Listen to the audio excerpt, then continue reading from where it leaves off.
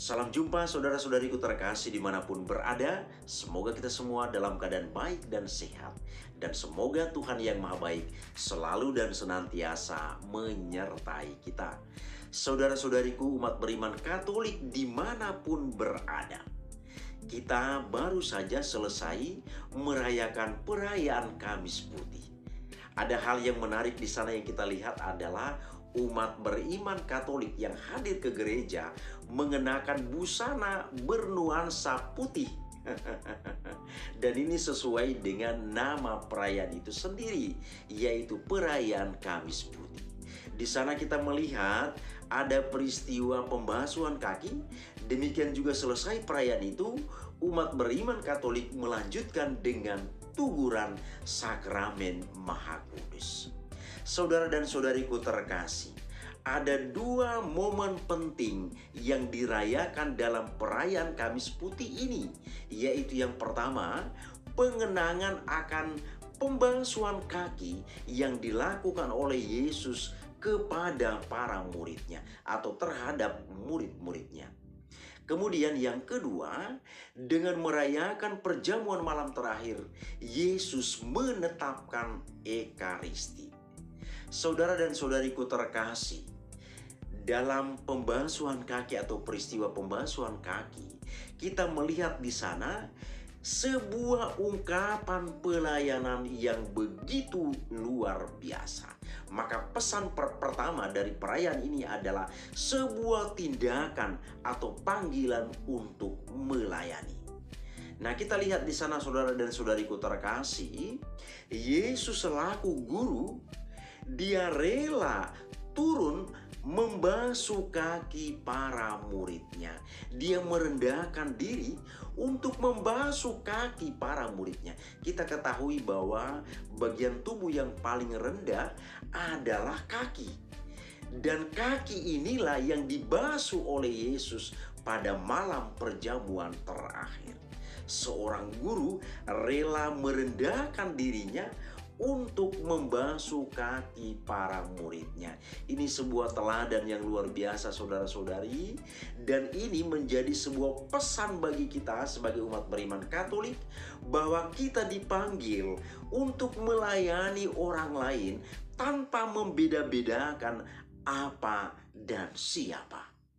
Nah, ini juga sudah ditunjukkan oleh Bapak Suci Paus Fransiskus. Paus Fransiskus tidak hanya membasuh kaki orang-orang Katolik, tetapi juga non-Katolik dibasuh kaki mereka. Ini sebuah pesan yang sangat penting bagi kita saudara-saudari, bahwa kita dipanggil untuk melayani orang lain tanpa membeda-bedakan agama, membeda-bedakan suku, asal, dan lain sebagainya. Maka dengan perayaan Kamis Putih, kita dipanggil untuk melayani siapa saja. Inilah pesan pertama untuk perayaan Kamis Putih. Lalu yang kedua saudara-saudariku terkasih, pesan berikutnya ini kita temukan dalam peristiwa perjamuan malam terakhir. Ketika Yesus memecah-mecahkan roti, kemudian dia berkata, "Terimalah dan makanlah, inilah tubuhku." Kemudian dia memberikan anggur kepada para muridnya, "Terimalah dan minumlah, inilah darahku." Saudara dan saudariku terkasih, dengan apa yang dilakukan oleh Yesus ini adalah sebuah pemberian diri yang setotal-totalnya. Maka pesan yang kedua yang kita temukan adalah Yesus berkat cinta yang begitu besar untuk manusia, dia rela menyerahkan nyawanya bagi para muridnya. Saudara dan saudariku terkasih, perayaan Kamis Putih memang begitu indah.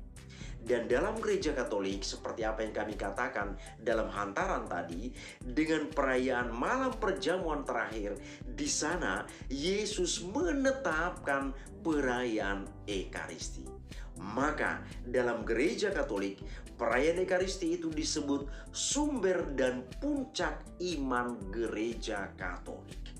Saudara dan saudariku terkasih, kalau dikatakan sumber dan puncak iman gereja Katolik, maka orang-orang Katolik diminta untuk memberikan penghormatan setinggi-tingginya terhadap sakramen Ekaristi. Maka dalam perayaan-perayaan gereja, ketika misa dirayakan, umat beriman Katolik diharapkan memberi perhatian yang penuh karena yang dirayakan adalah sumber dan puncak iman kita. Lalu yang kita sambut di sana adalah tubuh Kristus.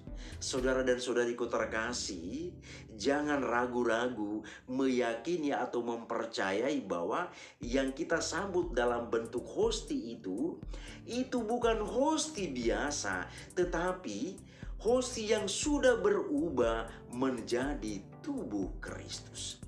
Dan ini sudah banyak mujizat yang terjadi di mana-mana. Maka kembali lagi saudara-saudari, kita diajak untuk memberikan penghormatan terhadap sakramen ini. Ketika kita mengikuti perayaan Ekaristi, kita beri perhatian yang penuh. Maka sangat disayangkan misalnya ada umat beriman Katolik yang terlambat datang untuk misa.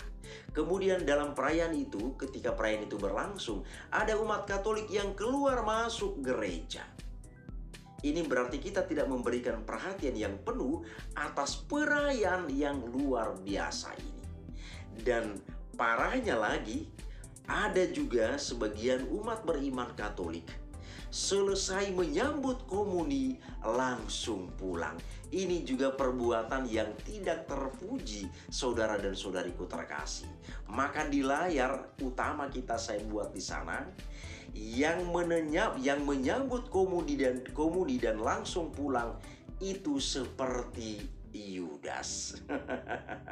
Kita lihat saudara-saudariku terkasih, ini tertulis dengan jelas dalam Injil Yohanes bab 13 ayat yang ke-30. Yudas menerima roti itu lalu segera pergi. Ini dia saudara-saudariku terkasih. Maka dalam perayaan yang dilakukan oleh Yesus pada waktu itu, Yudas setelah menerima roti itu yang diberikan oleh Yesus, Yudas langsung meninggalkan perjamuan itu dan pergi. Nah, kita sebagai umat beriman Katolik juga sama. Seandainya kita setelah menyambut komuni dan kita langsung pergi, maka kita dikatakan sebagai Yudas. Boleh dikatakan kita sebagai seorang pengkhianat. Maka hati-hati saudara-saudariku terkasih. Bagi yang punya kebiasaan setelah menyambut komuni dan langsung pulang, maka setelah mendengarkan informasi yang kami sampaikan melalui konten ini, kita tidak boleh mengulangi itu lagi. Jangan kita disebut atau dicap sebagai Yudas karena setelah menyambut komuni kita langsung pulang. Saudara dan saudariku terkasih, seseorang dikatakan sebagai atau mengikuti perayaan Ekaristi secara penuh jika menghadiri perayaan Ekaristi itu sejak awal, yaitu mengikuti tanda salib pembuka, demikian juga mengikuti atau menerima berkat dan perutusan. Kita menyambut komuni, kita di sana belum menerima perutusan. Jangan menerima komuni dan kita langsung pergi, tetapi kita harus menerima berkat dan juga pengutusan untuk kembali mewartakan kebaikan di tengah-tengah dunia. Demikianlah saudara-saudariku terkasih, sedikit informasi, sedikit katekese atau semacam sharing mengenai perayaan Kamis Putih. Semoga bermanfaat bagi kita. Terima kasih, Tuhan memberkati.